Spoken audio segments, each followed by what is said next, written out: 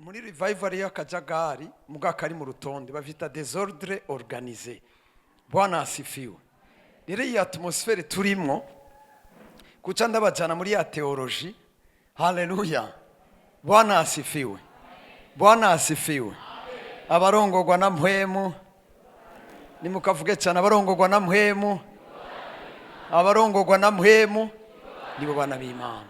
Ibihe vy'amakanguro hari ivyo twe tutarabona, hari ivyo tumaze kubona, hari ivyo mubona ngaha muri CLG, hari ivyo mubona mu masengesho, hari ibintu biba bisuga ubwenge abanyabwenge, nivyo biti kanguro. Ikanguro nigiye Mpwemu ari karakora, umuriro w'Imana uri kurakora, atabwenge bw'umwana w'umuntu burimo. Bwana asifiwe. Rero nanje ndasaba Imana data yo mwijuru na Mpwemu yera turi kumwe ngaha anshoboze kuguha mikro muri atmosphere biragize. Haleluya. Haleluya. Jena senga apotre atekereje mugaye byarigiye kuba ngaha. Bwana asifiwe. Haleluya. Nagoma dupepera umwami wacu Yesu, turanezerewe, turi mw'ikanguro. Haleluya. Mw'ikanguro urasenga Imana ikakurongora. Amakanguro yagiye araba, hariho igihe basubiye kuvuga mu ndimi ahantu bita Azusa Street muri Etazini ko ba Petero buzuye Mpwemu kwa Koroneliyo mu vyakozwe n'intumwa harabaho amakanguro bakuzura. Mu nyuma hataba ikintu bita Christ Dome. Ni terme théologique Christ Dome. Christ Dome ni gihe nico bita Christian State. Vyatanguye igihe ariho Abaroma, igihe umwami w'Abaroma baguma bica abakirisu igihe kirekire.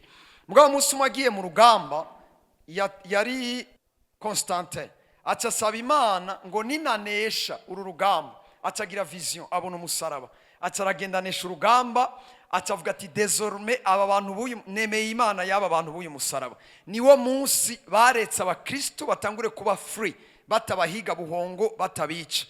Niho rero baronse umwidege mvyo gusenga, ariko fais attention ni intege nke zinjira. Hatangura rero mu nyuma umwami w'Abaroma niwe yatora umurongozi w'ishengero, who now became the pope. Hari aba bishop, the pope. Bica biba rero mu nyuma birahindukira, wa mupapa tabori watwara atora n'abami n'iki na colonisation n'amaguverinema n'ibitandukanye. Mu nyuma intege nke zirinjira kubera babaretse basenge bidegemvya. Basenga binyegeje barakizwa, baba mu muriro nk'uri mu Bushinwa uno munsi. Prière matinale yo muri China ni 3h du matin, mu binogo mu makave. Muga ibimuga abapfuye bariko barazuka now in China. Ishengero ritemewe ridahari, ni naho hari abakizwa benshi ku isi yose. Aho ishengero ritemewe, amashengero hari y'aba étranger abamaze kuja mu Bushinwa baragucunga. Hari umwana yigeze kutwandikira bamwatse babasa ama passport kubera babasanze bariko barasenga. Hemerewe abanyamahanga, Abashinwa ntibemerewe. Rero niho hari umuriro usumba uwahandi. Rero igihe babareka mu nyuma eglise iravangana na government, bica bigira Christ Dome, aho ikibe Christian State. Aho rero ishengero niryo ryatora n'abanyepolitike, intege nke bafuri baririnji. Ishengero rimera nk'iripoteye ndabice ku mayange. Mu nyuma ritera arahaguruka. Wewe ritera yari yaragiye kwiga ivy'igipadiri n'amadurujansiyo murayazi n'ibisabisho n'ibindi, araba muri confusion. Yagiye yashaka kumenya Imana, ari umuloya ahejeje licence n'imatari maîtrise muri droit. Muganyotegwa Imana cyayinjira mu gipadiri agira theologie. Mugabo avuga ati naje kurondera Imana, asanga ibintu byinshi. Mu nyuma ariko arasenga ndakunda Imana, kujya yiyeretse Koroneliyo.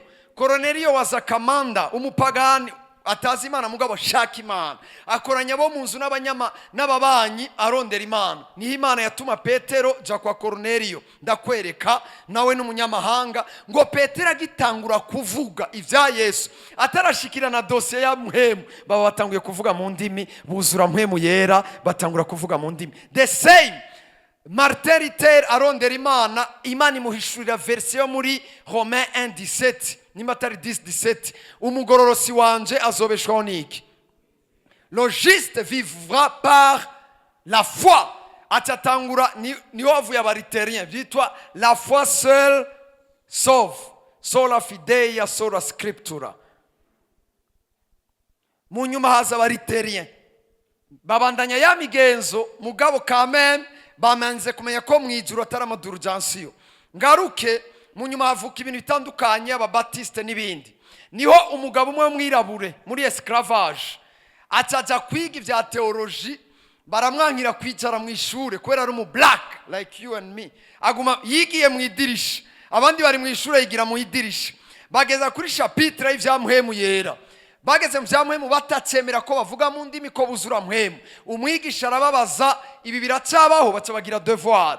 Wa mu black ataragenda arabisorangura, abiseranguye abazungu couple yamuhaye indaro, arabagira ati ibintu birashoboka.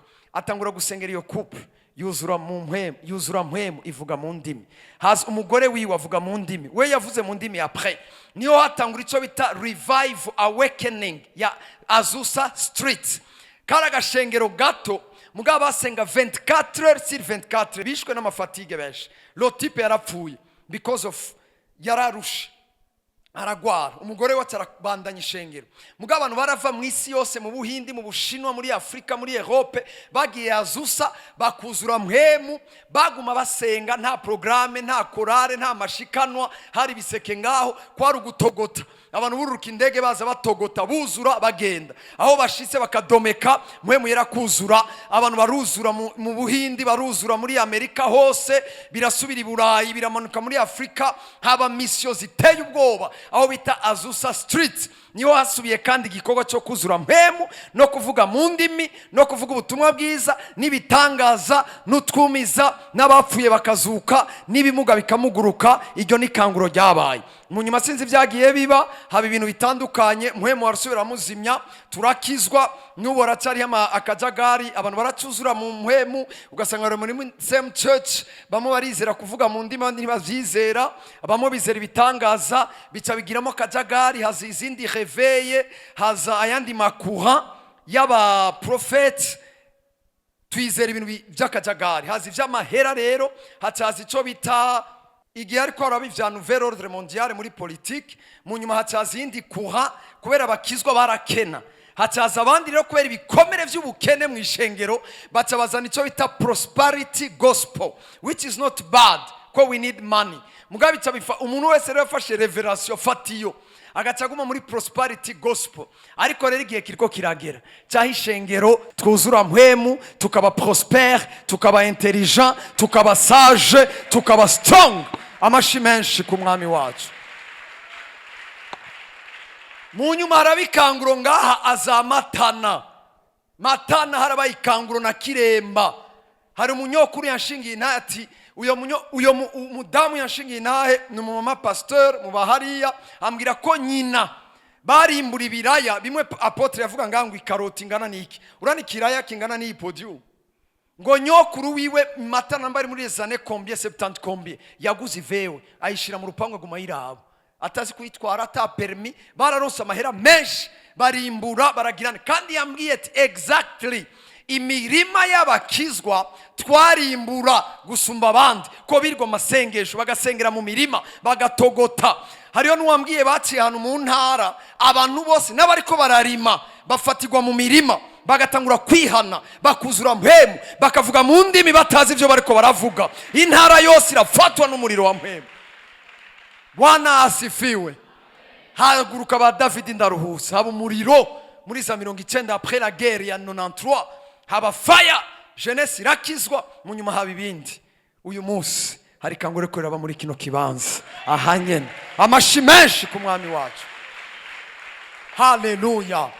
Barashaka kunyereka ari ya Joel 2:28. Tubitwara ukunyene muri Mpwemu. Bwana asifiwe. Bwana Yesu asifiwe. Mbwiriwe muri kumatini wuzure Mpwemu, wuzure kanguru.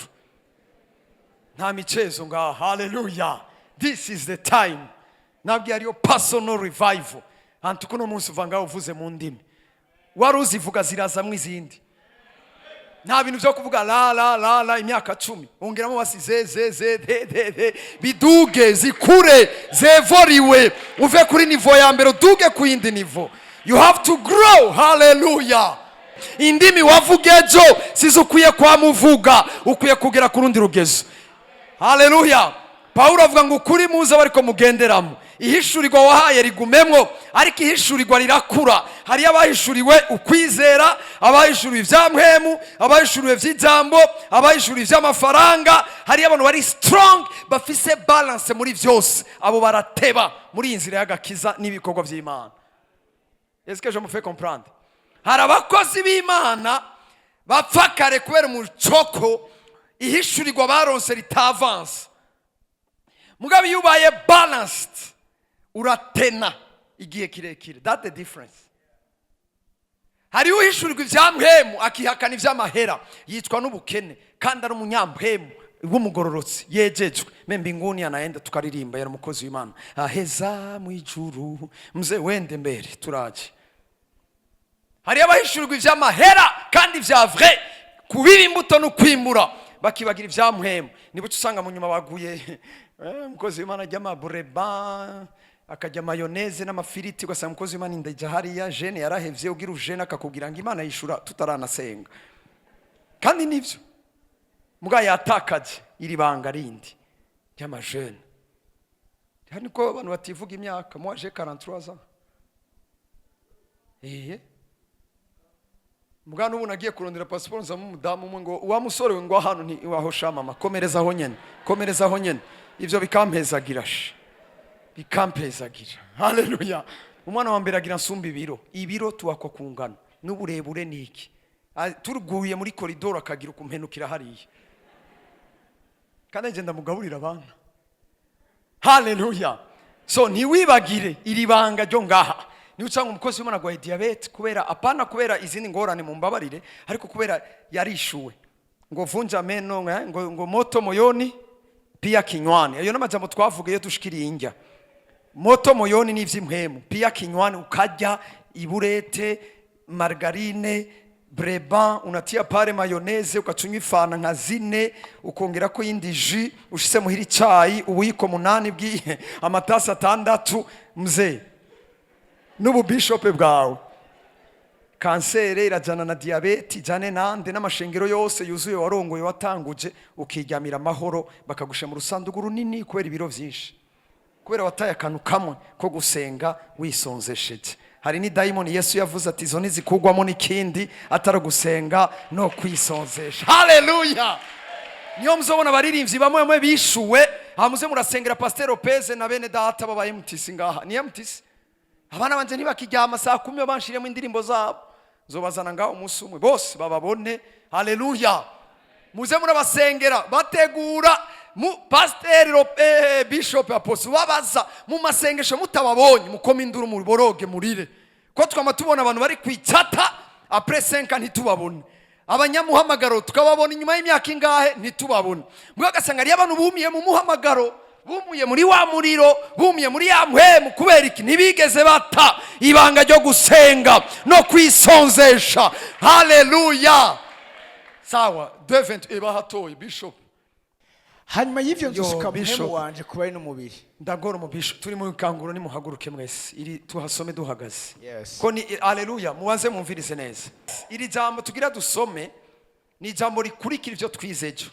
Hari ibintu byinshi Mpwemu niribiyaca Bishop. Ni muhira nzogaruka. Ndarudi. Leo mwuka wera mbwiye ati pasteur acana na mateoloji. Amina. Mugana ile ni teoloji. Ejo twasomye ihanga rikomeye, rihambaye, ritumbutse. Rikomeye. Hari akajambo kavuga ngo nta gigeze kubaho, nta nirizobaho nk'iryo. Nuvuga the church is unique. Nta bandi bantu bigeze kubaho, nta yindi organisation yigeze kubaho kuva Adamu abaho gushika umuntu wa nyuma azovuke, nta muntu yigeze abaho, nta nuzoza, nta yindi organisation, nta kindi gihugu. Hari ibuye ejo twasomye ryatumburutse abantu batazi. Nawe uvuga ngo yatanguje ibi n'ibi riraza risambura vyose. Mpwemu yera aragurura muri babaje babiri ba réveil no musingira nongere mu umwe duce dusenga. Biragurura ryabuye ngo rica ritangura gukura. Mumenye ko ishengero ryatanguranye umugabo umwe yitwa Kristo. Hamagara Petero, Yakobo, Yohana, Matiyasi n'abandi. Barutolemayo. Nintabaheza bose ntitubipfe. Sivyo gahemu. hari abantu bahusha umugambi w'Imana ngo yango pasteur ngo ntiyabavuze bose ntasenge ibikurikira kubera ababaje nuko ntabavuze bose ngo twari kuhasoma nidusoma rero. Haleluya, amina. Baca baba 12 babaye 12 mu nyuma baba 72 mu nyuma baba 120. Les 120 nibo bari muri acte 2 bari mu nzu yo hejuru bariko barasenga, abandi buzuye mu rupango bari hasi. He was a black man there. Imana yarampezagiye ibi bintu twize by'ijambo ry'Imana, yarampezagiye. Je nagize ama recherche haraba black hose muri Bibiliya, sanga the black people, they are the first people to take out the gospel. Umugabo yafashije Yesu musaraba munyakurene ni Simon wa Cyrene muri Egypte. Alors que at that time the Egyptians were black people. Bwana asifiwe. Yesu atwaye umusaraba. Nawe batubwira ngo batuzaniye ubutumwa. Umusaraba, he was tired. Yesu araruharagwa hasi n'umusaraba uragwa. Mwibuke ko nigihe yahungiye muri Afrika. Igihe cyose Yesu yananigwa mu mubiri, Afrika niyo yaseruka kugira imufashe igikogwa. Ahunze ni Afrika. Umusaraba uguye bararondera abantu bawumutwaza ngaho bose. Apana ko hata abantu bari bahari. Cyari kizira, yari umuvumo kumuheburayo. Umugiriki akora ku musaraba yari umuvumo. Baca barondera umuntu bitirira umuvumo, ariko ntiyari umuvumo. Afrika yari yarateguwe mu mugambi w'agakiza ya redemption, y'agakiza kisi yose. Imana yaraduhezagiye naho dukunda kuyerera abanyafrika. Semeni amena. Basanga umunyakurene ariko napita tu acha za Maroc, najya bagica Maroc mu mazi banaingia ma Europe, ma Serbia, ma wapi. Niko twabayeho, niko vyadufashije bijya. Basanga ra munyakurene aripita mu mai, aricomoka mu mabato, aripita ma Serbia, bariko bararondera utwara umusaraba. Basanga mu black man ari ngaho, bamubwira ati there is a job here. Which kind of job? Carry the cross. This is my job, this is my opportunity, this is my time to carry the cross. Hallelujah, hallelujah. Avuga, this is my opportunity, so my name will be written in the Bible. Wherever they read the gospel, my name will be mentioned there. Ahantu bazosoma hose Bibiliya, izina ry'ujya mutipe Simoni munyakurene yafashije umusaraba Yesu n'umunyafrika. Hallelujah, amashimeshi ku mwami wacu. The opportunity. Bwana asifiwe. Bwana Yesu asifiwe. Bariko barasenga buzura Mpwemu. Hajya nyene harundi munyafrika inkone y'umunetiyopiya acagura igitabo ca Yesaya, acataha muri Afrika n'imikogote yiwe. Ariko ataha muri Afrika niho yamukurikira Filipo, aramubaza, my general, he was a general commander w'igisirikare gikomeye cyo muri Afrika. Aramaza, my general, please sir, bimeze ivyo uri kurasoma ati sindavyumva, ndiko zo mintu by'umuntu asa nabi, isura yiwe atanumwe yarakwiye kumuraba, ngo imishishagu yiwe, I don't understand. Ati can I explain to you? Ati please come in. Arinjira. Bwana asifiwe. Mbwira muri kumati baraduhenda ntiturabakene. Filipo, he was a white man from hariya. Mugabo yari ntumwa ya Yesu. Ariko agenda n'amaguru ko Yesu nta miduga yabasigiye, nta mikogote yabasigiye. Acahura n'umunyafrika tunze afise umukogote yari nka Mercedes Jeep Benz y'iki gihe VX nambari V combien I don't know. He was a general n'abasirikare n'inzahabu n'amahera menshi. Ko kiya gitabo ca Yesaya cyari kizimvye. Filipo araza n'amaguru, sinzi ko na lift yayishakamo. Ati mutama ndagusobanurire, ego dugasha sigura ibi bintu. Atangura kumusigurira. Biblically speaking, historically speaking, muri missiology, historically speaking and the biblically speaking, ibintu bibiri bitandukanye. Umuntu wa mbere yazanye ubutumwa bwiza muri Afrika ntiyari umuzungu, ntiyari no muri les 12 apôtres, yari inkone y'umunetiyopiya y'umugeneral. Niwe wa mbere yazanye Bibiliya, niwe basiguriye atabereka amazi, niwe munyafrika wa mbere yabatijwe mu mazi menshi, yazanye ubutumwa bwiza murabandanya. N'uyu munsi muri Ethiopia niho hantu hari the oldest church in Africa. None n'umuzungu yazanye ubutumwa bwa mbere. mbwira muri kumati pole sana. Hallelujah. Est-ce que je me fais comprendre? Ah, mwikomera amashi vraiment. Hallelujah. Hari urimbo twarimba kera, moto wa injiri moto. Ba MTC aba iyo matrikire Lopez woko ndani siwe nibaza ko basumba imyaka. Hari indirimbo mora ndirimba abana korale bakandabagucya n'amaso kumbe zisaba matrikire. Abari n'ivyo bavuse mademir combien bamwe bavuse tuborewe tutarakizwa tugasangira gatuti. Urana ibintu vy'Imana. Umudokiteri arahagarara ngaha, umuyiretera akahagarara, uwakenza akahagarara, 50 akahagarara, 70 akahagarara, kuko muri Kristo nta muyuda nta mugiriki nta haleluya. Amashi menshi ku mwami wacu. Haleluya. Ngiro muri kumata I feel the revival. Babantu Petero atarahaguruka muri 120 avuga ubutumwa. Ndababaze hakijije bangahe? Ibihumbi bingahe? Danku paf ni eglise zingahe ga bishop? Uno musa abantu 10 bakijije cyadusha kuri statut. Petero yaravuze ngo yanzika kuvuga. Bene data nibaze babahende ngo Petero ntiyize. Ibyo I can't. Genda mu theology. Kandi mwese ngaho yabasa ma license. License ni imyaka ingahe? Ngahi wacu. Si 3. Wize ku murango. Canke wize mwijoro. Petero yize ku murango imyaka 3. Yiga mwijoro imyaka 3. No mu gitondo bize hafi imyaka 9. Yamakuru twiga ku murango. Mumenye ko ngo yaravuga ibintu Yesu ku murango hama mwijoro akaza kubasigurira. Agakora ibitangaza akabajana muri vyose. Nibaze babahende ngo reduze ntibize. I'm a theologian. Bafise amadoktora bose. Licence ni 3 ans, maîtrise ni 4 ans, doctorat ni 6 ans.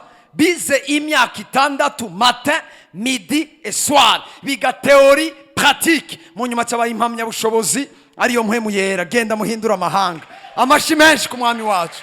That's the revival. Hallelujah. Nimuzosubira kuvuga ngo Petero ntiyize ni haca weye. None we nutonda nga kuri rimyeri 3 ans ku murango ugatubwira lisansi tukaza twese ugasoma igitabo nibazo bimwe kakugora. Ninge nupanga gusa byonyere bikanga. Table de matière uja kuyikoresha muri ntuze. Ni bande bazi kuyipanga ijya table de matière. Mu mashini muri Word. None nta basoda dufise ngaba aba marine. None nibambara bijya bintu bakambara n'amagaze ngani iki ba Petero bagirana siko natembe ya yuro ya mai hari mu marine asumba wogendera hejuru y'amazi. Haleluya. Muriko murantahura yemwe mubanze mwihane ntidusubire kuvuga ngo ntibize bize menshi kudusumba. Bize theory biga na pratique bahagwa n'impamya bushobozi na doctora kandi atagitabo banditse kuko mazi ubuzima bwabo nibwo gitabo tuko turasoma no munsi. Uvuga gute ngo ntibize kandi ubuzima bwabo niyo doctora yacu. 3000 barihana. Après 3000 muri acte 4 barasubira bavuga ubutumwa 4000 barihana. Mu mashapitre 3 hari amaze gukizwa abantu 7,000 banditse mu nyuma ba Yakobo ajahandi kwa Cornelia abandi barakizwa buzura Mpwemu. Paulo arakizwa mu nyuma nawe akijijwe Paulo I love it mu nyuma musubize Tarse iwabo aja Tarse ko bagira bamwica mugamugira subira ushinga intayi wanyu Tarse. Niho rero umugabo yitwa ni umwe yamusengera ninde Barnaba Anania mugari yo Barnabe fils de wa counselor Barnabas muri Jerusalem baca baramuha mission asanga bamuha mission hagoye Barnaba avuga ati ndafise umuntu wigishirira wikihebe in the spirit. Barnabe bamunugika kuvuga ubutumwa zikorino na hehe no mu Baroma avuga ati ahantu nyene umuntu wigishira ukibandi exe Robert exe bandi exe muvutabangi exe mboregwa aha twafunza ahantu hose je nagasho ntafungiwe mu Kibujumbura aho hose ukamengo ntibwari ububandi oya yari formation kugira umunsi zodutuma bikorwa cy'Imana ntituzogira ubwoba bw'kintu na kimwe. Acaja Tarse agarukana Paulo ni hamwe muzobona muri acte 13 ngo bariko barasenga bisonzesheje mpwemu yera toujours basenga bagize nte bisonzesheje mpwemu yera aravuga ngo ni mundobanure nde nande Paulo na Barunaba ngo bagende muri mission burya hajyana bariko barasenga Barunaba yabanje kuja taxe kurondera Paulo gishirira asanga yarashinze ishengero yaradometse umuriro aramugarukana ni Paul buriya mission niyahereye Jerusalem munyumve neza ubutumwa bwiza n'amamisio n'ivyahereye Jerusalem vyahereye Antiokia niyo bita Antioch Church n'umubandi yitwa Paulo yakijijwe ashise ahantu Paulo yarabaza abantu mwarakijijwe ego mwaruzuye mpwemu ngo oya ntari tora navyumva ngo akabaramika ko ibiganza bakuzura mpwemu ko iyo umuntu yuzuye mpwemu narindira ko bamutuma mpwemu ari muri we niwe agenda aradomeka haciye hose agatwara ikanguro hose. Read for me rero duhaguruse twese mw'ikanguro ntibicara ya abamama bari ngaho Imana bahezagire n'ugwa ingwara zirakira kiretse uwibungenze nk'inda y'amezi 3 aricara mugabo uzi yuko aheruka kwa muganga nyene hanyuma y'ivyo nzosuka mpwemu wanje kuba n'umubiri bose abahungu banyu n'abakobwa banyu bazovugishwa nanje n'abatama banyu bazorota inzozi n'imisore yanyu izobona ivyo yeretswe. Bishop subiriramo pole pole hama y'ivyo nzosuka mpwemu wanje kuba n'umubiri rindira ngo hanyuma y'ivyo yibiki twari twabisomye ejo twasomye ko Imana ihaguruka igihanga rigizene rikomeye ritumbutse twingiye apostle pole pole sasa haleluya hanyuma y'ivyo yabijya twavuze ejo ihanga rikomeye ritumbutse ry'ubushobozi ry'ububasha ngo imbere yabo hari umuriro inyuma hari umuriro riri unique ncone ko ndavuga nta guverinoma irabaho nk'ishengero narabibabwiye nta president dufise nta papa dufise nta mahera yo muri nations unies dufise nta n'amahera baduha haleluya mugabo urutonde ruri mu ishengero ruteye ubwoba gusa abantu bamwe bamabasha kuza kutugira comptabilité ngo abapastori ngo amahera bajya pastor ngaha bishop yaratweretse ifoto ngaha amuri muri anniversaire ari mu matete ari mu mabati ari mu hantu atanisima na wigeze avuga ngo apotre Kevin ngo amahera ni menshi ngo asigaye afite amahera kijya gihe nta wabibaza ahubwo bavuga ngo yasaze ngo bajene ko musaga basaze ngo yasaze igihe bwabusazi bwafata bukasanga n'ubusazi bw'impwemu busumba ubwenge bw'isi batabasha kugukontrola biragahera mu izina rya Yesu. Ariyo umuntu yavuze akantu mwaramubonye benshi ngo ninaronka amahera ngo if I get money ngo ari amajambo ntakeneye kandi twabakizo nto tuyavuga umuntu aronse amahera ngo reka ngo amahera ntagukontrole ngo igihe nari inkenye ko mutambwira ngo bukene ntibugukontrole. Ari abantu bakunda umuntu agisa neza akijya akanyama agitangura kugira udutama tukaza baca batangura bavuga ngo yishimye yagizene ngo amahera yabaye menshi ngo asigaye agara bene data amahera nahataco wariye ufise amahera sinzi ngene amaboko agenda uku sinzi ngene biri ntavyo utegura mumbariza abamama umumama biriko biramera neza sinzi ngene yaguma agira gutya ibicetse by'abamama Hallelujah. The church is unique. Barabanza bakarivuma bakarituka munyuma bagakanguka bagasanga nimwe bisomye ejo babanza bakabisuzugura bati biki biciye bugufi bitakaritse mu misi mike mu myaka batazi ingene vyagenze bagasanga ryabuye ryagiye rirakura ririko riruzura hahantu ririko rirahuzura. Hallelujah. Hey, hallelujah. Amina. Amina. We are unique. So munyuma ngo ntawe uzobakira nimwabisomye ejo ngo ntawe uzobagirana ngiriwo muri kumati ntawe uzogukira ntawe uzobakira nimuze tuyibere muri Yesu ntawe uzobakira. Ari hano bavuga ngo nashaka ivyo nari kuvuga uno munsi ko ndabicako ngo batera amahanga iki ngo baratera amahanga ubwoba amahanga araranduka umutima babonye. Mu bisanzwe la fois passée naravuze role y'aba diaspora mw'ikanguro munsi bavuze ngo basimba impome ntimwabibonye basimba inzitiro bagaca mu madirisha bakaja mu mazu yose bariko bavuga iki ofete ishengero abakijijwe bari mw'ikanguro bazokwiretrouva partout dans toutes les maisons kw'isi yose. Umuntu aratuka umupastori akamwidogera ari mu kabare kumva umugore n'abana bari kwa pastor niwe kwabahezagira umugisha.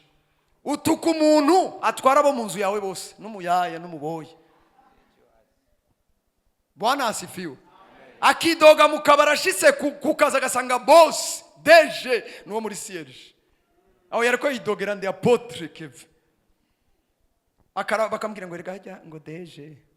Yasengera bavuga buke buke ngo ngo mbega ngo babakizwa ngo barigize ngo amateleviziyo yose nibo turibuye rigenda rikura baca mu madirisha uzobasanga hose basimba impome muriko muratahura ayo majambo ndiko ndababwira basimba impome baca mu madirisha ngo bagasanga mu mazu ubasangayo direct ndani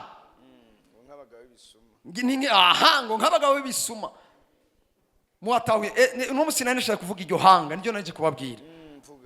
Bwana asifiwe. Nizo tumaze kuba ngaha ni privilege guhagarara imbere y'ihanga rikomeye ritumbutse rije muri iki gihe. Haleluya. Bwana asifiwe. Amen. Nizo tumayabwiye Yosuwa ntutinye ntugire ubwoba shikama ushira amanga sije ndabikwibwiriye ndi kumwe nawe. Na Yesu agira ni mugende nzobana nawe. Ngo ni nk'abagabo b'ibisuma. Mu nyuma aravuga nibindi aravuga nta uzobakira impome barabomora reka nugakomeye mw'ikanguro sinzokavuga ryari dimanche ndose ubuntu nzokavuga ngo baca mu nzira zabo nta uca ku wundi nta wizanguza. That's our problem. Iyo rero niyo ngorane y'ikanguro. Abapastori turasekana abakirisu bakabomana. Hari akantu bishop kakibroka quelque part de revival. Ibindi biriko birapangwa neza mbwa turacyasekana. Urumva ngo hari hano mu mashengero basekana. Je kintu cyambere cya nkomerekeje nk'igico. Nagiye hano mu gikorane sanga banyishaka mu baririmbyi. Nari umujene muto cyabashira mu baririmbyi sanga ariko barashwana bapfa intebe. Oro nari maze igihe gito nk'igijwe. Nari nzi ko abaririmbyi ari abantu baza ngaha bavuye mu ijuru baramanutse n'ibinyabugingo nawo umuhonyora aca kubwira uhezagirwe nawo umuhonyora. Barakurida barashona baragirane ndakomereka nari mushasha mu gakiza sanga ntibagendera umwese mu nzira yiwe barasekana abakozi Imana barasekana umwakozi ikintu kikaryoha undi ashaka ikreye igikorane kiryoshe nawe acakigira Jesse maze ibintu 20 ngaha ntahandi ndabivuga madame le témoin mbwa ndiko ndabivuga ngaha kandi narabibitse turavugana na apotre ati uzogaruka ntaco ndi buvuga handi biri aha ariko arabikanguro muri marathon di réveil so nta handi bise kubivuga ni ngaha. Haleluya haleluya. Kubera iki mu nzira umwese ace mu nzira yiwe abaririmbyi abaprotokole abakozi Imana aba evangeliste abaki niyagira umuntu muri mwebwe ngaha avuga ngo nanje ngo apotre ngwino ikomera neza ngo nje ngo muzonduza ryari bene data reka Imana ikuduze. Apotre ntaduza umuntu wewe ubaha apotre hanyuma Imana ikakuduza kandi widugije mu mutima bura mahoro ukibaza mukanigana in the spirit agakenera kukuvyura mbwa bikanka. Bwana asifiwe. Iyo niyo ngorane dufise munsi hejuru. Hari ikintu yavuze ati ngo mutume ko amasengesho muri rya Joel 2 mutume ko amasengesho mwisonzeshe.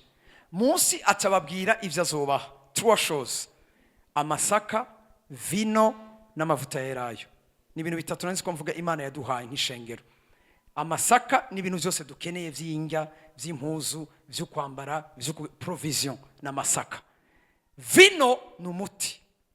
Vino muri ancienne alliance bayikoresha abantu bafise ibikomere mu mutima bagwaye akabonge bakayikoresha no kubikomere. Vino yari umuti. Turi kumwe gushika ngaho. Nuvuga ngo icyambere Imana izoduha ivyo dukeneye byose nk'ishengero, izotugaburira, izotwambika, ntacyo tuzobura, ntaho tuzosegerereza nk'ishe. Ndabibasubiriye ishengero ntirisegerereza.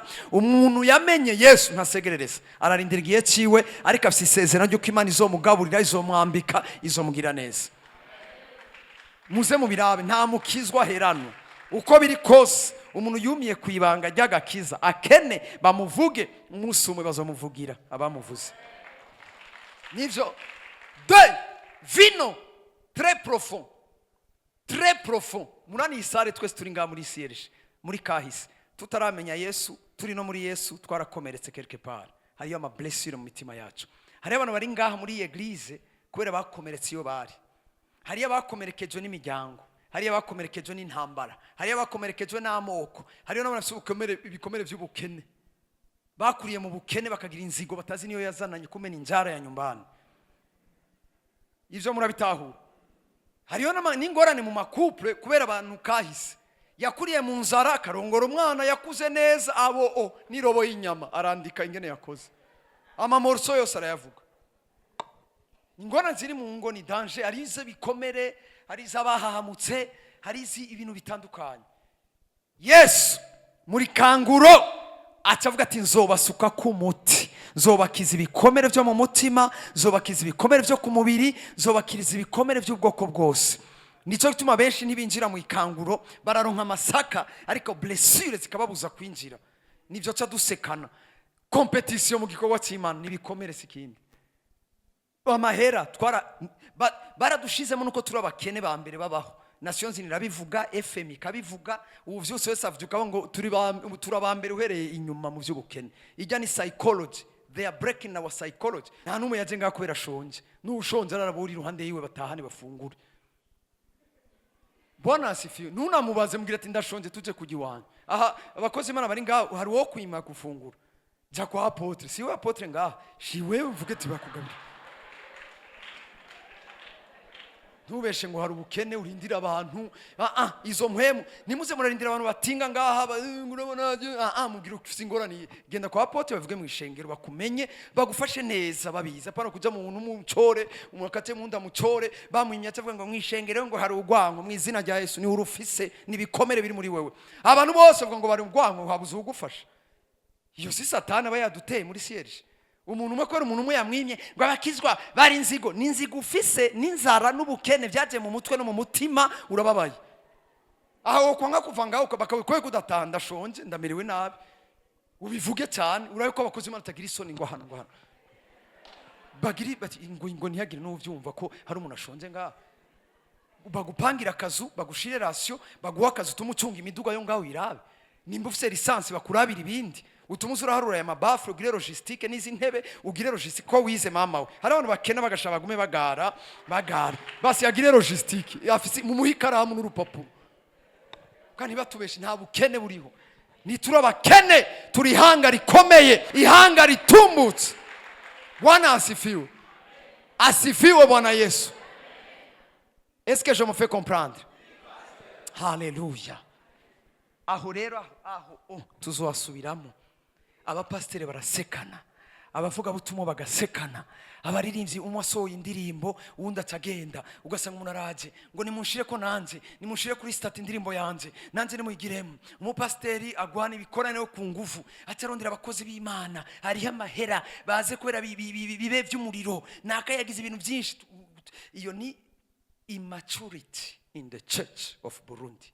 Ubwana bw'impwemu yari karigisha gukura mu mpwemu vuba ndibaza. Ico kintu mukirabe abana nibo bagwana, abana bapfa umupira, abana barasekana, abana bapfa intebe. Iki ni kibanza canje vayo urushoka uri muhira umwana akaza akagufata wundi ati reka papa mama ni wanje papa ni wanje ibintu bene ivyo.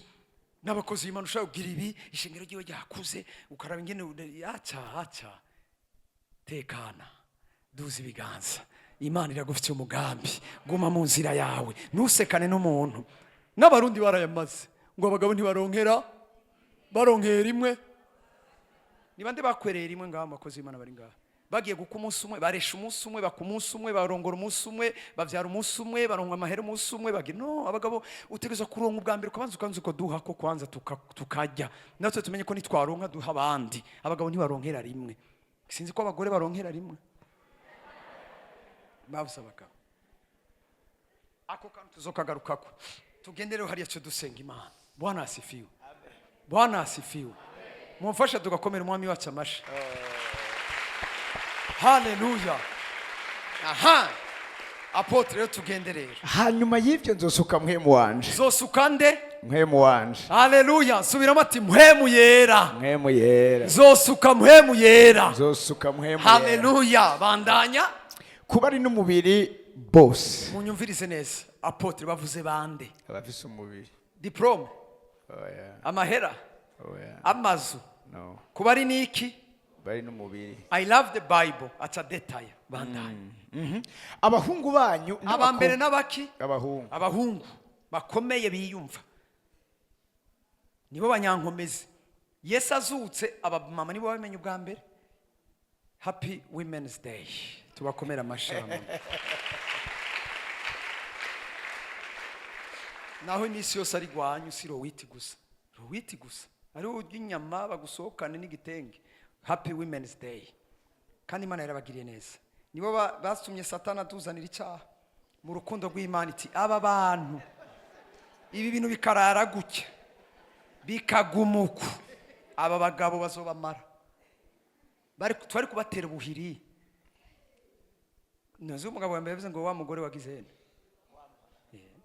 Ni Imana niwe mugabo wa mbere kandi wa nyuma Imana yahaye umugore. Abandi bose bibirivwa ngo ni waronka umugore apana ngo Imana ni yaguha. C'est lui qui trouve. Tu cherches toi-même. Uwa mbere Imana yarafashe umugabo wa mbere imuha umugore. Uyo mugabo niwe nyene vyose mugabo amuhako. Niwe yari nyene bijya vyamwa n'ibintu vyose mugabo umugore ati ngo hano uno musugibi. Nese batugira rasyo. Sibo bavuga ivyo tujya. Baramuhako. Imana mubase ari mukozi Imana yavuze ati Imana yamubazize ikibazo geographique yishura physique. Yamubazize uri he? Nambaye ubusa. Bamubazize endroit city wa ahuri wenyene tubwire duhe map busol coordonnées zahuri nambaye ubusa. Bati umiriza none ninde yakubiye ko wambaye ubusa? Wa mugore wampaye. Nta examen imwe yashoboye.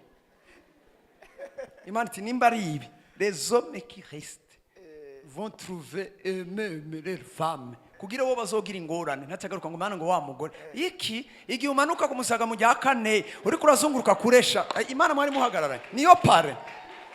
C'est lui qui trouve une femme. Kubera ko yavuze c'est lui qui trouve. Dushinga intaye tubesha ngo uyu n'uyu Mana yampaye warasenze Bibiri ivuga ngo umurongogwe na Mpwemu. Nimuze muravuga ngo Imana yaragusanze mu itiro nka Adamu. Ninde nga Lopez paza. Hari abakozi b'Imana usanga inyuma y'igiti yagiye hano gutinga navuye kuvuga ubutumwa arindiriye. Mukozi w'Imana Yesu ashimwe amina ukamenga uri kuriba. C'est lui qui trouve toi-même. Tu trouves toi-même. Nico tuma bakobwa bamwe bateba kurongoka ngo ndarindiriye bene rindiriraho aje kugutruva ukamwumva go. Imana niyavuze ngo zobafata ndabasinzirize. Anesthesie Imana yate umugabo umwe yaraheze ujya muti waraheze. Ya izotuma dutera ijya ma anesthesie dukanguke hari amadolari imbere yacu. Mugabo umugore apana. Pray. Hallelujah. Urasenga Mpwemu akakurongora ukagira ibyo ubona n'ibyo ushaka. Kandi ataravuga muri uko gutruva wenyene akazuru konyene karagirana. Yaraduhaye bavyita gute? Yaraducapi araduha manuze bayita gute kandi? Yaraduhaye amatuyo nturabe akazuru nturabe mukorogo nturabe inzobe nturabe mataye ntugirene. Ivyo bishobora kuba inyongera. Yareba arongoye abana bijya bintu bikaza mu nyuma. Hari igihe urongora umuntu w'umusumari ushaka amataye Imana ikayakre. Bwana asifiwe. Hari abantu baja kuresha ari abahungu ataziriko. Mugabo umugore akamugaburira gatatu gasanga zagiyeko. So nturabizo zizojako. Ariko rongorwa na Mpwemu urabe character, urabe ubwenge, urabe umuntu muzokubakana, urabe umuntu muzojana amashimenshi ku mwami wacu. Aburahamu arondera umugore wiwe umuhungu w'umugore yarumse Eliezer agenda arapanga karera aramuzana. Na Aburahamu na Sara umuntu wa mbere Imana ntimuze bene data bagabo turi kumwe ngabagabo bene data mwarabirondereye Imana irahezagira muhuje umutima n'inama niyo muva mu bwiza Imana ikaguma ihezagira pole mugahera kuri bisi amamoto bajaje kaduka kakaza ezikini mukubaka akazu mukabaka kabiri mukagirana abana bagakura mukabasohora mukagirana kubera iki mwahuje umutima n'inama icyo musaba cyose data mu rugo rwanyu kizobabera kuno amashimeshi ku mwami wacu haleluya so abahungu banyu nzobasuka ko mpemu abakabiri ni bande n'abakobwa bazovugishwa nanje haleluya abakobwa bazogirana bazoba ari konde mpwemu kubera nabonye n'umuhungu azobahendesha ingodo nibabeshe ngo mana ngo wa mugabo wamaye ngo nimborego none we nta mpwemu bagususeko warihe igihe abandi basukwa ko mpwemu warihe ucuza ngo wa iki Imana yarirotiye haleluya abakobwa muzosukwa ko mpwemu kandi muvugishwe n'Imana ivyo kuvugishwa ni vya bose haleluya zobasukwa ko mpwemu les garçons les filles n'abandi g'apotre n'abatama banyu bazorota n'abavye ni muvuga abavye bazosukwa ko mpwemu nta bintu byo gukoma amashi ngaho umuntu umaze gushikana 50 60 hariyo n'abantu bavuga ngo hariyo amashi y'ababosi ukamenga umuntu ko yaparkinze imodoka nziza hari binatogira umengo ni by'abahungu n'abakobwa niyo tambira Imana niyo sirimba niyo koma amashi abantu niyo abantu muhema tuzura kubera igihagararo barimo iko bamena zinyitse mbarizo muri kumwe n'amahoro hari gihe dutamba sero situation financière nidukomera Imana mashi hari abatambiye Imana haleluya bacavuga ngo abagabo baborewe igisama Petero yari umuvye yari mu ba greatest businessmen in Jerusalem yari umuntu afite amapoisonnerie gangi n'amato menshi baratogota bavuga mundi barabavye Petero yari umuvye n'abandi bavye bavuga babavye bavuye kunywa igisama Petero arahaguruka ati nitwanyoye igisama ko ile 9h du matin ariko ibintu vya bindi Joel yavuga ngo nzosuka mpwemu wanje kubari n'umubiri bose bazovugishwa n'abatama baravuga mu ndimi apotre nimba arabatama bari nganda binginze ndabubashe ndaciye bugufi nabo buzure mpwemu yera buzure mpwemu bavuge mu ndimi amen haleluya bebavye abatama gusa babandi bubakanye nabo babita gute turaba bakabiri bishop apre batama banyu bazorotsa inzozi n'imisore yanyu izobona ivyo yeretse mu batama arimo batamakazi none kira mutama nabise mutamakazi wiwe inyuma y'abatama imisore yanyu izobona ivyo yeretswe wait mumvirise neza bo bivuge byose turabe abahungu banyu n'abakobwa banyu bazovugishwa nanje abatama banyu bazorota inzozi n'imisore yanyu izobona ivyo yeretswe deux choses zosuka mpwemu yera so produit ikizovyara uyo mpwemu les vieux kubera batakiri strong bataciruka barapensionye mugabo naho bari mu buriri naho bari muri pension naho batakiduga imisozi nzobasanga muri kagatiro mutama ari 9h gatiro kamufata akikangura kakagaruka midi muri ako gatiro Imana izobagenderera ibereke barota inzozi berekwe Bwana asifiwe amen Yesu iyo amena siyo twavuganye haleluya amen abatama ni murabona mu church kumenga abatama hari ibintu bitabaraba hari ibintu muri eglise ngo ntibibaraba ni by'abajeune ariko muri uko kupowa no kwicara kwera barakuze turabubaha babaha intebe bakicara bari muhira gasoma igitabo agatiro kakamufatana n'cya gitabo ciwe n'akaradio ari mu makuru muri uyo mwanya w'agahwekere bakita extase mpwemu yera caza agapangira iyo mutama ivyo mugomba ko nivyo azobwira babasore kugira Imana ikore n'abatama bazokwerekwa inzozi bwandabira abajene nabo undabira abajene n'imisore yanyu izobona ivyo yeretswe isinziriye canke ibona tusingorane uno musi abajene baza kutubwira indoto barose nibo baryama gusoma batama ngo narose ibi apotre ngo urota gute umusore aguma aryama arota batu ihagera mu gifaransa avuga neza vos jeunes gens auront des visions vision ni kintu ubona ukanura dreams ni rêve les vieux auront des rêves bazoryama basinzire barote ariko abajene CRG si ikintu cyaje mu ndoto ni yerekwa ni vision Imana itereka mu muntu ari muzima akanura ikamwereka iyo ariko araja ikamwereka ibyo ashaka gushikako vision ni yerekwa si indoto. Are we together? Vision mu kirundi bayita ngo imbona kazoza, bamwe bayita imbona kazoza, sinzi amazina bayihaye, ariko abajene abantu bagikomeye mbe umujene maze ko ari gushika kuri imyaka ingahe kuno munsi n'umuntu wa 30 yigira ngo yarakuze. Caleb yarafise 80 ans bageze kugwana intambara hari bisagara bisigaye. Joshua acambwira Caleb tuguha amatongo n'ibisagara wakuze utekana ati Joshua ntunzane ibintu by'intege ngo numva afise 80 ans ngo ariko inkomezi nari mfise kuri 40 numva ari zo nkomezi mfise n'ubu ndeka nje kugwana fata ibindi bisagara a 80 ans nawe 40 ngura ushaje 40 uratanga ubuzima murahoze 40 we have just begun life. Wa unata etage Bujumbura ngo washaje usaza ujaye ndiyabwira abashene rongora hakiri kare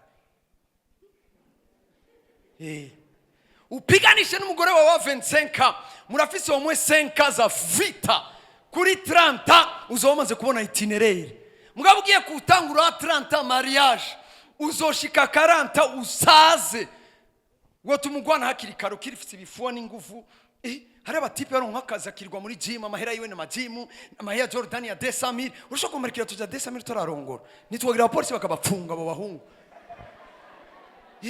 jinsi ya 80,000 ikirato ya 200 chemise mo ya gangi urutipe rutashe kwa se na nyina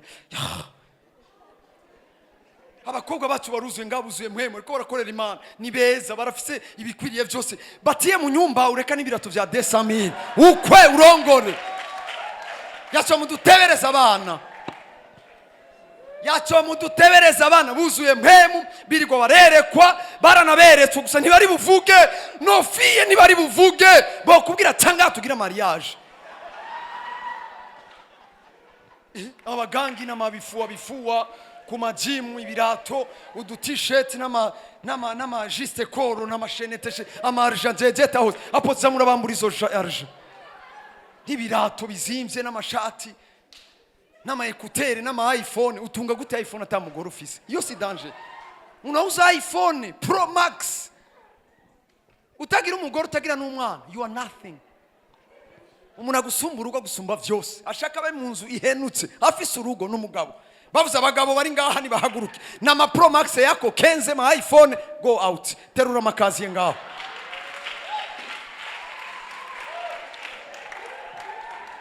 n'amahera yawe n'ama écouteurs ya ma wireless écouteurs na bitu gani jahariya terura makazi n'imfunguruzo mbwa mutipe ipangi akazu ka 100,000 au 80,000 acaza n'umugore we bakamuprotokora kandi wewe nukuza yaje kuipigu nta nikimaza atanga mbwa kwera monsieur madame bakaba protokora nawe n'ama Pro Max yako n'ama bag na nini utukanga wambaye 1,500,000 mbwa bagushize mu makazi kubera iki nta mugore ugira nta n'abantu ufise.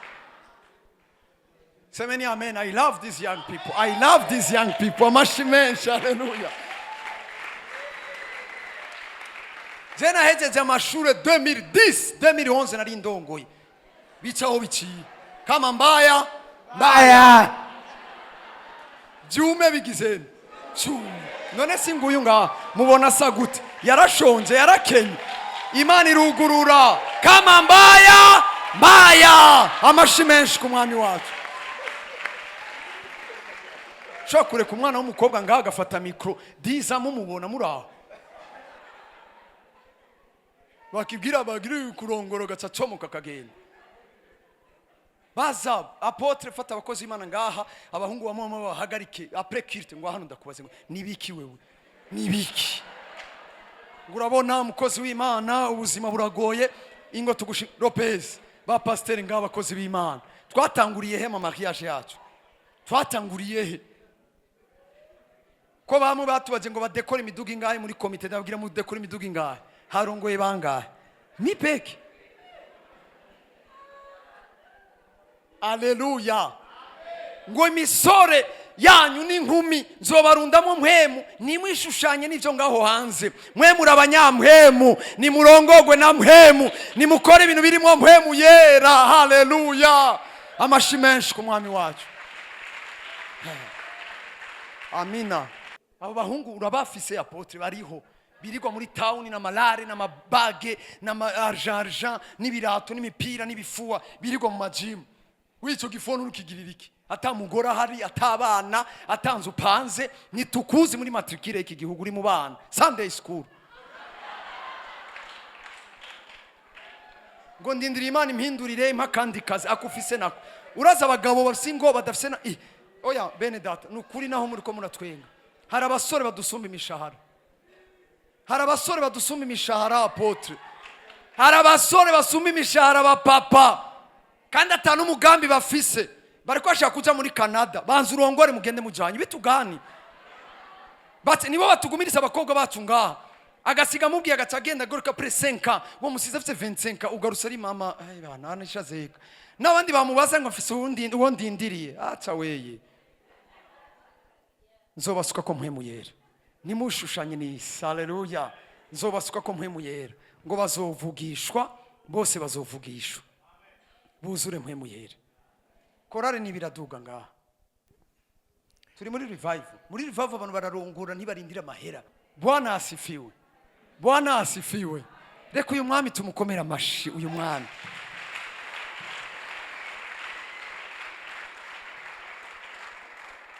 Kandi mubirabe ndatinya kubivuga ariko nkabivuga.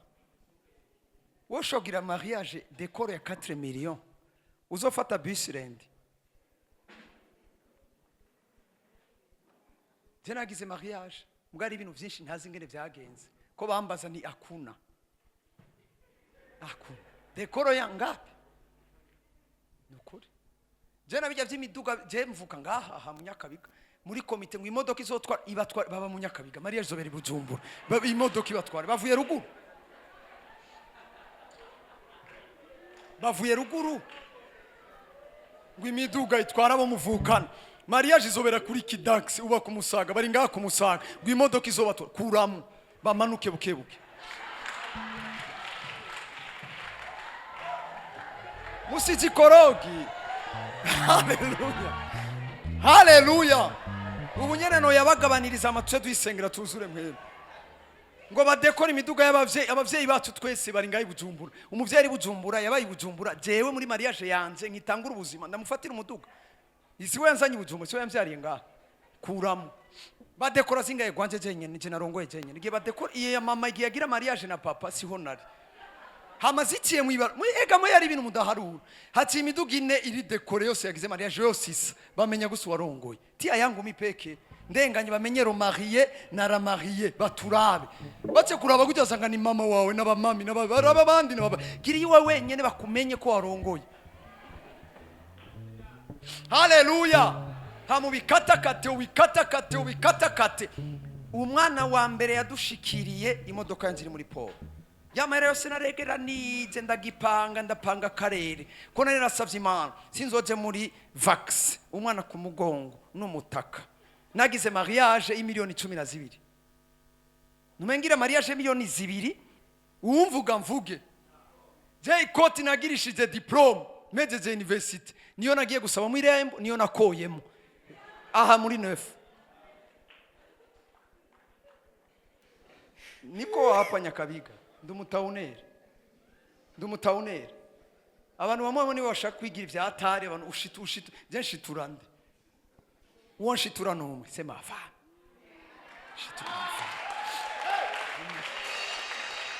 nawe Imana irafise kubihuza tuvyumva kumwe. Yesu nashimwe. Nikubita mu isoko muri Sojemake ngura kirato na ceinture. Basi. Bwana asifiwe.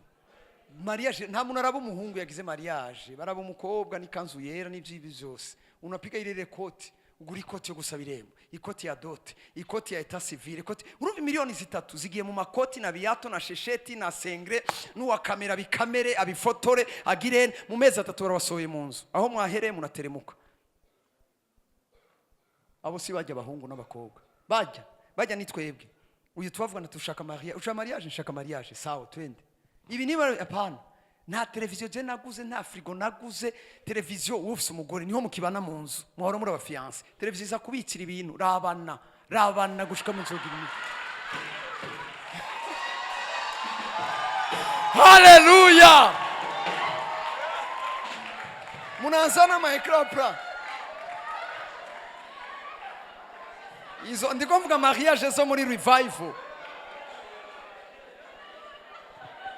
Après amezi angahe haza umuntu na televiziyo nshasha itereka ngaho. Haza abandi ngo nta frigo mufise, ntayo mufise. Mbe icyo mutomenye, nakorera 2 millions par mois. Sinabireka ngo ntayo mufise, nakorera 2 millions par mois. Ndabireka exprès. Umuntu araza ngo nta frigo mufise, ntayo dufise. Yebana, frigo ibintu bikanyo bikeneye mu ikuri mu rukundo. Uramenye ibikanye n'ibishushu uri mu rukundo rwa vrai. Yacha we. Rasio tukigira ni ya babiri. Iyo frigo yo kubika inyama z'imbitugana. Batija kuri ya vendora mission baduha frigo barashiraho. Abandi bazana televiziyo bashiraho. Ibindi birabandanya ubuzima tunaendelea. Umwana wa mbere yavutse agishika mu nzu, station yanjye iri muri Paul. Najanye umwana kuri vaccine ya mbere agiye mu muduga wacu. Ni icubahiro c'Imana, turabakozi b'Imana.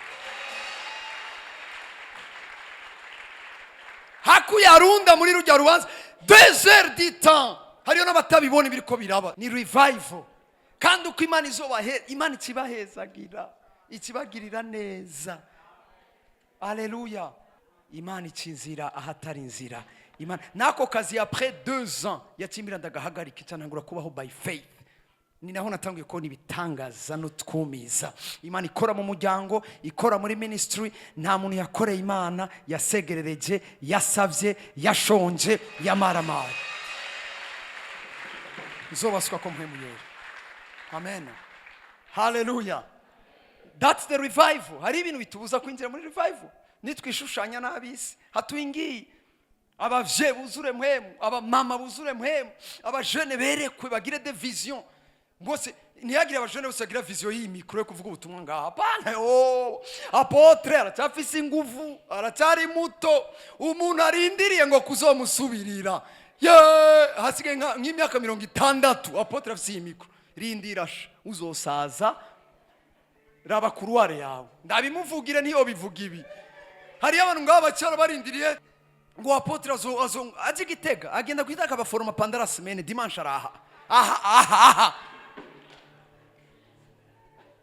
Urarindiriye ngaha? Apana. Umuntu wese biyatubwiye se kuruare yiwe. Haleluya. Hagarara muri kuruare yawe. Imana ngo nta wizanguza, nta uca ku wundi. Ngo bose ijya generation rujya runganwe, rijya hanga rikomeye. Umviriza, ntutinye n'ubuzima, ntutinye na ratio. Ngo nimuhagarika imitima, muzongiki, muzokwambara iki. Yo ni Matthieu 6:30. Rondera ubwami bw'Imana no kugororoka, ibindi vyose zobibo. That the generation, that the revivalist. Nibahagarika umutima, nzogiki, nzonywiki. Iyo si afere yacu. Ngo abisi nivyo barondera, abisi nivyo barondera. Nimukirondera nk'ivy'abisi, iyi revival iragusize. Ucukubitana n'abantu muri eglise, ucukubitana n'abantu. Ubuntu yihezagirirwa widoge. Amina, amina. Ropezi Imana yamuhezagira ngo urumva ngo amahera ngo ishenge ngo ropeze riramufasha. Apana. Je nuzuye Mpwemu. Haleluya. Haleluya. Umuntu yuzuye Mpwemu abonye umuntu yahezagiwe kubera avuga ati ni kuruare yiwe, amubwira ati haleluya, I love you, ndi kumwe nawe, ndashigika ivyo Imana ikirakora, ndahezagiye iyo mugisha wawe. Nuvyimbagane, ntubabare. Ivyo bintu, iyo jalousie na comparaison ihavuye gato mw'ishengero rya Kristo mu Burundi, tuzobona ibitangaza n'utwumiza, tuzobona Imana ikora ibikomeye. Aba bahungu bacu n'abakobwa baririmbye duhezagirwe, MTC duhezagirwe, abandi barimbye hirya duhezagirwe. Don't care. Bene Imana ikaduza abandi yindi migwi yacana nabo, kora ivyo Imana ikirababwira, izohezagira ivyo yabahamagariye. Bandanya na kuruare yawe, inja muri kuruare yawe. Haleluya. Tuzi ibiganza vyawe. Nagoma nico ngoma dusengere kuzura Mpwemu yera. Sinzi ko abakozi Imana bomfasha. Haleluya, haleluya. Hariho nagoma duhamagara izina rya Yesu, Yohoshua, dusenge tuzure Mpwemu Yera, tuzure Mpwemu Yera. Yoshua, jeni baza ko ndangije ariko dusenga Imana, twuzure Mpwemu Yera. Haleluya, dusenga mu rurimi rutamenyekana. Bitakugora uduza amaboko yawe utangure gusenga. Turi mu bihe by'ikanguro. Imana igira ikuzuze Mpwemu Yera, ngo ndazobasuka ko Mpwemu Yera, abahungu n'abakobwa.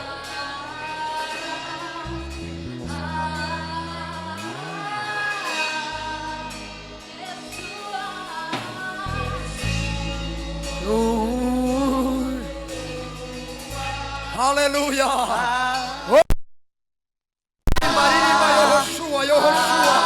Yebrandese karabaya terebosaya. Oribaza katabaya. Ondere mama sakandarabaya. Obrazete kerebo. Amanderebo sakaya. Obradeza katabaya. Teria mama mama mama mama mama. Obradeza kaya. Anderebo saya. Ay ay ay ay ay ay ay ay. Tangura gusenga. Abavuga mu ndimi. Abavuga ururimi rutamenyekana. Obradeza kata. Obradeza rabaya. Obradeza kaya. Oria mama mama mama mama mama mama mama mama. Obradeza kaya. Usure Mpwemu Yera. Usure Mpwemu Yera. Ore bradeza kaya. Oria mama mama mama mama mama mama ya. Eria mama sekete. Ori bradeza ya. Usure Mpwemu Yera. Usure Mpwemu Yera. Abavuga ururimi rutamenyekana. Obradeza karabaya. Oria mama mama mama mama mama. Oria mama mama mama mama mama mama. Obradeza karabaya. Ori bradeza. Hallelujah. Haleluya, haleluya. Nagomba turangirize kuri kino kintu. Semeni amen. Haleluya. Hariho ubwiza bw'Imana. Don't joke with the anointing. Imana ivuga ngo nzobaha amasaka, nzobaha vino, ndabahe n'amavuta ya elayo. Amavuta ya elayo ni gutoranywa, ni onction, no gushigwa iruhande. Amavuta onction gisobanura gukoreshwa ibyo tudashoboye gukora. Rero atavuga muri iki gihe cy'ikanguro ndiko ndabasuka ko amavuta yanje, nimwasohoka ho hanze mukoreshwe ibirenze ivyo mushoboye, ibirenze vo capacité, ngo muzovugishwa. The last nago umuntu wese atangure kuvugishwa ku buzima bwiwe. Twe turagusengera, apotre araza kuduhezagira, ariko nagomba just umunota umwe cyangwa iminota ingahe ukomeye haguruki atangure kuvugishwa ku buzima bwiwe. Hari indirimbo nasavye ya Lopez ivuga, nibaza ko ari ya Lopez, ngo imisozi iragirana irakumvira. Nivyo, ibiyaga birakumvira, amafaranga arakumvira, imishaha irakumvira, amaparsera arakumvira, ubuzi burakumvira, amaviza arakumvira, ibintu byose birakumvira. Nagomba iyo ndirimbo nituyiririmbe nk'indirimbo ya Lopez, ariko uyiririmbe as a prophecy in your life. Hari ibintu uyu munsi Imana ishaka ko vyumvira Imana kubw'ubuzima bwawe. Sinzi ivyo uri kurasengera. Imana ikeneye kugukura kuri level y'imitwaro. Imana ikeneye kuva ku rugezo rwo gusaba uje ku rugezo rwo kuvugisha. Watura ibintu bibe. Hari ivyo abakozi Imana bagusengera, abakozi Imana bagusiga amavuta kugira utangure kuvugisha ku buzima bwawe. Mariage zirakumvira, ingwara ziramwumvira, ibibazo biri muhiri wanyu nimbara abagwayi biramwumvira, nimbara ibibazo by'amatongo, nimbara ivyo bakunyaze, nta kintu na kimwe gifise izina kitumvira Imana.